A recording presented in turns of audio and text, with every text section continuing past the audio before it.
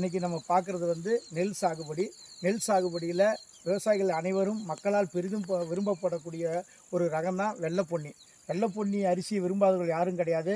அதே மாதிரி வெள்ளைப்பொன்னி பயிர் சாகுபடுவதற்கு விவசாயிகள் ரொம்ப விரும்பி பயிர் சாகுபடி பண்ணுவாங்க. அந்த வெள்ளைப்பொன்னி ரகத்தில் முக்கியமான ஒரு பிரச்சனை என்னென்னா குலை நோய். குலை நோய் பார்த்திங்கன்னா 3 வகைப்படும். இலையில் தாக்கக்கூடிய இலை குலை நோய், கணுவில் தாக்கக்கூடிய கணு குலை நோய் மற்றும் கழுத்தில் தாக்கக்கூடிய கழுத்து குலை நோய்.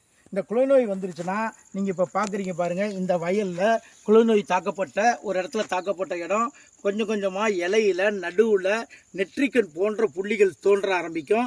அந்த நெற்றிக்கண் போன்ற புள்ளிகள் தோன்றிய பிறகு இந்த இலைகளில் இருக்கிற அந்த புள்ளிகள்லாம் ஒன்று சேர்ந்து இந்த மாதிரி இலை கருகி போயிடும்.